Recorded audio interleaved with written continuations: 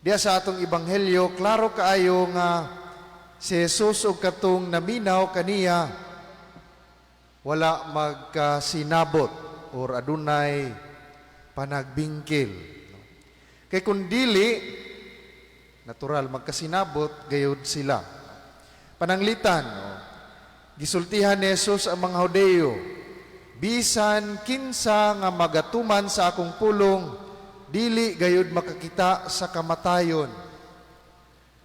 Ug ang mga Hudeo nagbiay-biay kang Jesus tungod kay dili sila makatuo niini nga mga pulong. Kay nganuman nangamatay man ang mga propeta, si Abraham namatay. How about us?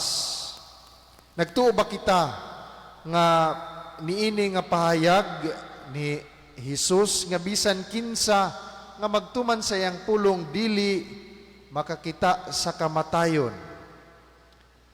Alang kanatong mga tao, lisod kinituuhan.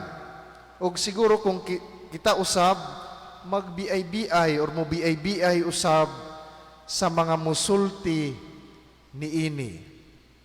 Apan kuno nauna-on kini, unsay reaksyon ni adtong adunay mas lawom nga pagtuo niining mga pahayag sa atong Ginoo. Siyempre mutuo sila. Tungod kay aduna sila'y mas lawom nga pagtuo o personal nga relasyon ngadto or uban sa atong Ginoo. Mao kini ang nakapabulag sa magtutuo gikan sa dili magtutuo. Ang magtutuo tungod sa iyang halawom ug personal nga relasyon uban sa atong Ginoo, kanunay nga mutuo bisan unsa ang gisulti ni Jesus diya sa atong ebanghelyo.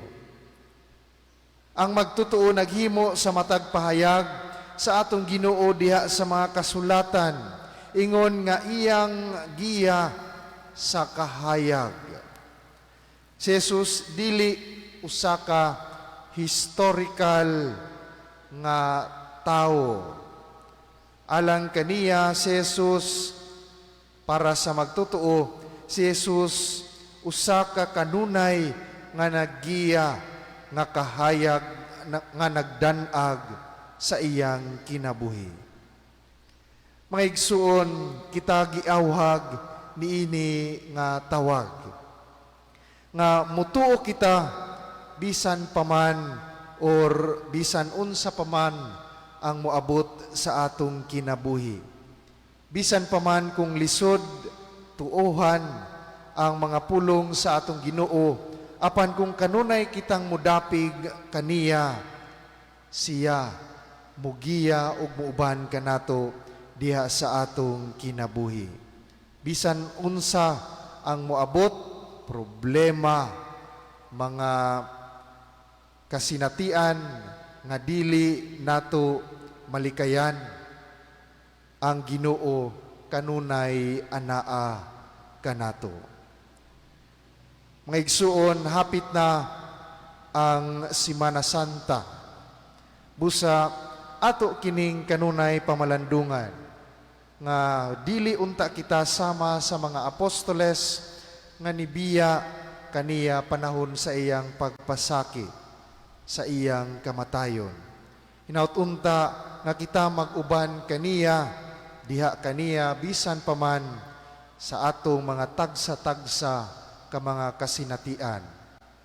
Tungod kay sa katapusan, atong makuha ang kahimayaan sa Dios nga iyang ipadayag kanato. Hinaut paunta.